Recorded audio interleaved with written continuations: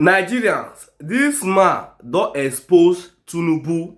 See, if you know any social media handles wey Peter Obi dey use, Atiku Abubakar dey use, make una tag dem for this particular video, but make una no allow President Tinubu or any APC supporter to come across this video for the sake of peace, because this man don expose a lot for inside this particular video, a lot about the happenings in this country. But na wetin come tell Tinubu at the ending of this video, na wetin shock me. Make una listen to this interview and make una also share the video. Because you are so hungry, so deprived, if you have no conscience, you want to accept it and then grovel at their feet.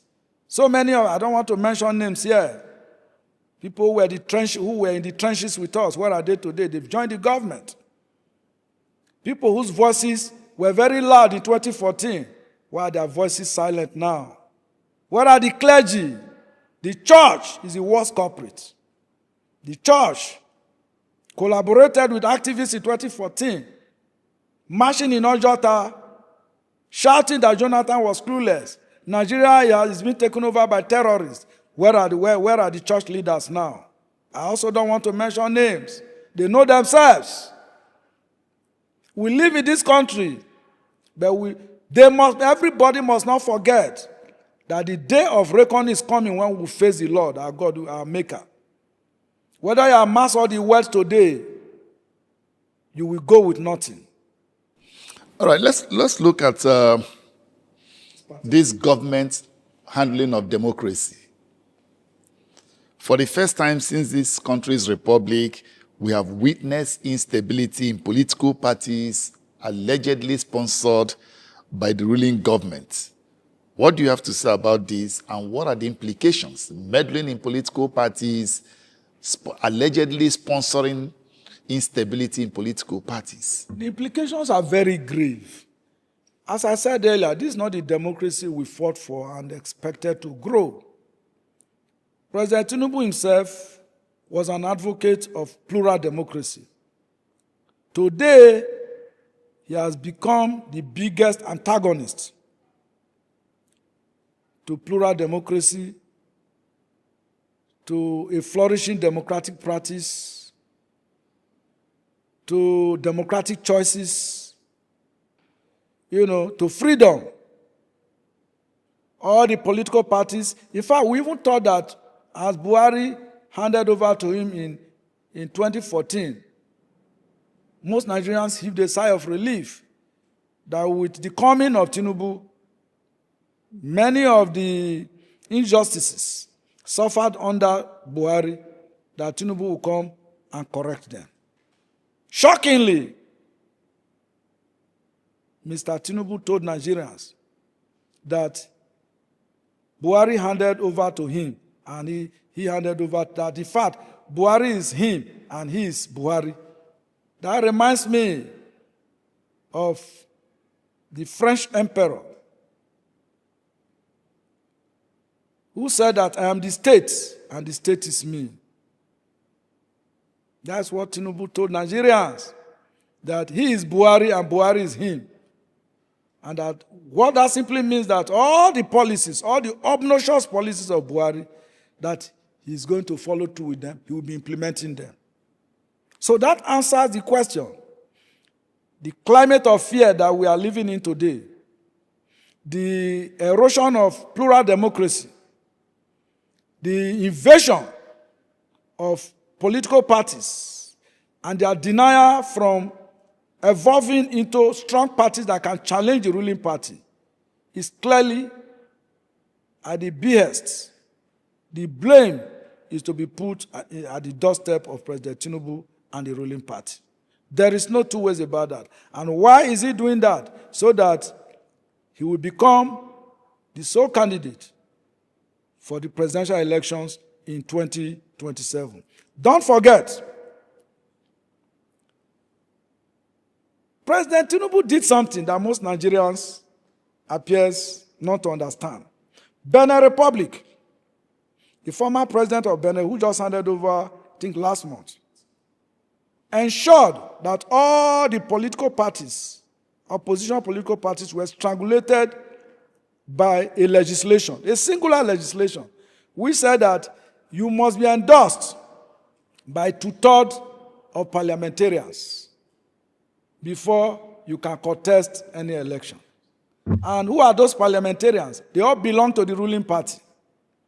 And so, as we speak, Benin Republic, our next door neighbor here, is a one-party state. And when the elections held, the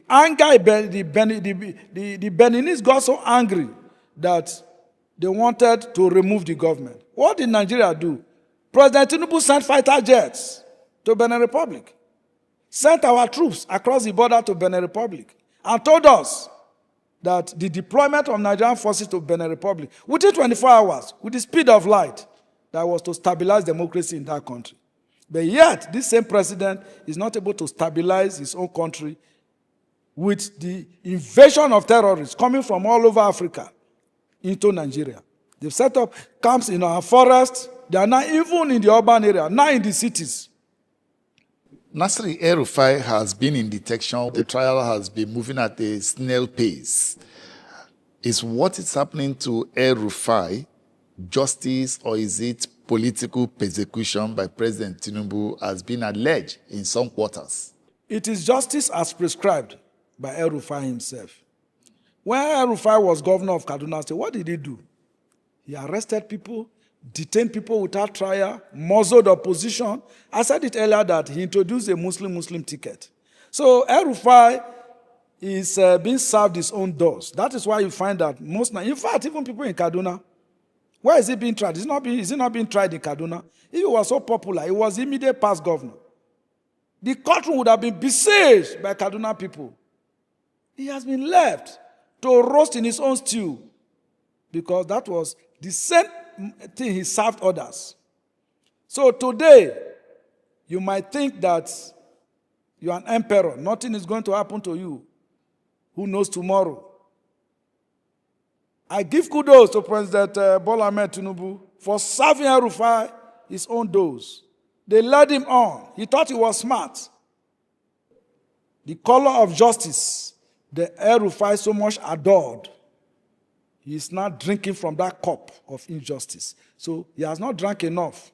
Many Nigerians are wishing him to rot and die in jail. That is what serves him right. He has no sympathy. That seems to be an extreme case. Yes, it should be extreme, because there is a particular activist, I can't remember his name now. He's still missing up till now. He's a major critic of El-Rufai while he was governor. That man is missing, and a lot of people are pointing fingers at El-Rufai's administration that is responsible for the disappearance of that critic. I think it is under investigation as we speak. So, those who go to equity must come with a clean hand. If his hands are clean, the judiciary that I know of, at some point, will set him free. But it is a matter before the judiciary. But speaking by way of venting my personal opinion, El-Rufai did not do well as governor of Kaduna State. Were there no killings in Southern Kaduna when he was governor? What did he do? What steps did he take? How many people did he arrest? How many terrorists did he arrest? But the same can be said. The same can be said of President Tinubu. When he was governor of Kaduna State, he could say he did his best, that he couldn't stop it. Just like President Tinubu, there are also killings. His best was not good enough. That's why Tinubu too is having a problem with Nigerians. So today, it's not enough to say you are doing your best. Is your best good enough? Is it acceptable to those who supported you to become their leader? As I said, Tinubu just had barely 8,900,000 votes. But he got 12 million from his party primaries. Don't you see the prospects of getting more than that? That's a fraud. If you got 12 million, what is the number of registered members of the APC across Nigeria? Are they up to 12 million? That is what they are claiming. But I know they are not. And he got 12 million registered, and he got 10 million. That is also, for me, I look at that figure as preparatory to possibly rigging next year's election, because they can also argue that already we are 12 million members. So if he had 8 million votes in the last election, and the assumption is that 12, every member of the APC will vote for him. So he already has 12 million votes in his kitty. I think he's trying to play on the intelligence of Nigeria with the 12 million votes that the late President Muhammadu Buhari has got to the north. So that number appears to be very attractive. So they wanted to, that number is so attractive, like lock a beautiful it up somewhere. They want to just lock that down to say we already have 12 million members in our party. So with other Nigerians who will support us, maybe another 5 million Nigerians or 10 million Nigerians. So we can have over 20 million votes. We've won the elections already. That's why I say it's a prelude to rigging the elections next year. All right, let's look at the civic space. This government and the civic space. From, if it is not Sowore detention today, it is one thing or the other after Very Dark Man, and other civil society groups are also part of it. Like today, we heard the court has ordered that Sowore be detained, remanded at Kuje prison for not honoring court process and all of that. How do you reconcile all of this? I call this a pseudo-democracy. We are not operating full democracy in Nigeria. This is pseudo-democracy. There's an element of, autocracy in what we are practicing in Nigeria. So when you have a government that is interested, in ensuring that the other two arms of government, are working in harmony with it, or maybe the government finds a way to integrate the other two arms of government into the executive, such that the line of divide between separation of powers is completely obliterated, then that is a challenge. So I see that as an individual, I see that as a challenge. Sowore should have seen that this is a trap. His arraignment is a trap. It happened to Nnamdi Kanu. When Nnamdi Kanu was brought in from Kenya through rendition, Nnamdi Kanu saw at some point that no matter, even if he hires the best lawyer, that their mind is made up to send him to prison. And that was why he decided that there's no point to get legal representation. He decided to represent himself, and he was interested because he now knew that there is no basis in law for him, to be convicted. So he kept asking the judge, show me the law which you are relying on to continue this trial. But the mind of the judge was made up, and we all know what happened. He's now in Sokoto prison. So Sowore should be very careful, because the activists we have in this country that are still courageous enough to challenge the status quo, to challenge this government, they are very few. Sowore is a leading voice in the movement. We have Very Dark Man, a leading voice in the movement. Then we have all these social media activists, these bloggers and all of that, who are, everybody is speaking out one way or the other, using different platforms. And for those that are able to put boots on the ground, I call it boots on the ground. Sowore is one of those who has constantly put boots on the ground. He's physically present in protest ground. He leads the Revolution Now movement. Every government will be frightened, with that kind of toga, Revolution Now. So that alone should have put him on guard that this is a government that will want him out of circulation. But they're just trying to possibly introduce some fright, some fear in him that if you are not careful, we can do this to you. But once you take on, those of us who are activists, once you have worn the toga of activism, you describe yourself as an activist, and you live your life, as one. Because activism itself is a form of religion. It's a sworn oath to your conscience that there are certain lines you don't want to cross. Whether it is death, you are ready to die. As I sit here now, there's no amount of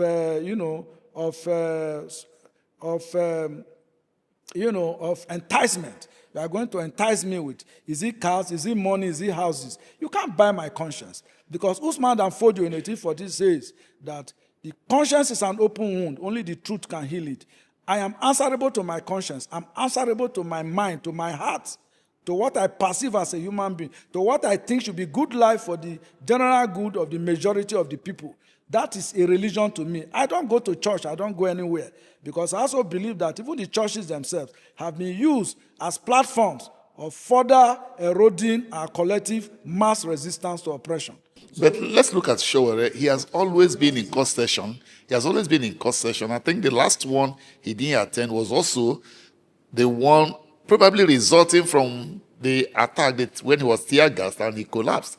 But minus that, he has always been at court sessions. So is it enough for the judge to ask for his... It is a price. Franz Fanon says that the tree of liberty is watered by the blood of the innocent. You will be tear gassed, you will be beaten, all kinds of things will happen to you. That will not deter you. And to the government, they should not think that by sending Sowore to prison or by, coming up with all of these antics, that they are going to shut in, the voices of the mass of the people or pro-democracy activists from challenging them. History is replete with examples of dictators, of autocrats who try to rein in your opposition. At the end of the day, the opposition survives. There's nowhere in the world, whether it's the French Revolution, the American Revolution, the Russian Revolution, and all of that. The revolutionists will always survive. They will always prevail against autocracy, against dictators, against sit-tight leaders, against those who think that they are the state and they equate themselves with the state and the state is them. So this Sowore, Nigerians this morning should all mobilize, should organize against the emerging threat to the freedom of speech, to freedom of agitation and freedom of protest. Because it's an inalienable right, it's a fundamental right that cannot be tampered with by any government. Yeah, if Sowore did not attend court, yes, so what? Is that why he should be sent to prison? The judge can say it's contempt of court. Contempt in the face of court, that is contempt ad incuria in law. That is not sufficient, to have sent Sowore to court. Because even the judges themselves, they are members of society. They know what is happening in Nigeria. And so what does Sowore represent? Is Sowore representing himself, or is actually speaking for the mass of the people, for the interests of Nigerians? So the judges should also be very careful not to be seen to be used by the executive to muzzle the opposition, to muzzle activists. Because there's a thin line. What's happening in Nigeria today, there's a lot of negative perception, about the judiciary. I have a lot of respect for the judiciary. I have a brother who is a judge, so I have a lot of respect for them. Many of them are decent gentlemen who want to ensure that the society is governed by the rule of law. To them, I give kudos. But to the rest of them who think that they can become, acolytes of the executive, they can become, at the beck and call of the executive to be used to muzzle Nigerians. The days of reckoning is awaiting them. Let's go to the National Assembly. A lot of people have described this National Assembly, the 10th Assembly, as the worst in Nigeria's political history. More so when they've seen them accede to any request from the president, including the flawed Electoral Act 2026. What's your take on that? Well, I don't know which word to use to describe this assembly now. The 10th Assembly, in my view, I was thinking that with every election cycle, with progression in our democratic practice, that will become stronger as a nation, that our institutions will become stronger. Institutions don't become strong on their own. It is individuals that make institutions to be strong. I recall the case of NAFDAC. Nobody knew about NAFDAC until Professor Dora Akuili became the DG of NAFDAC, and we saw how strong NAFDAC was. The closest we got to having, to securing the independence of the National Assembly, particularly the Senate, was in the days of former Governor of Kwara State, Bukola Saraki, who was able to design a strategy to extricate the Senate from the vice grip of the executive. We witnessed what happened during Saraki's reign. Nigerians became very proud of the Senate. But this 10th Senate has become an anathema. Thank you for watching that video. So guys, before you leave, look at the down here. Do well to subscribe and also put on your notification bell so that whenever we upload any video in this great platform, you will be the first to see it. And please don't forget to drop your comment at the comment section what you think about this video, your opinion as well. See guys, this is where I'm going to end the video, and I will see you guys some other time.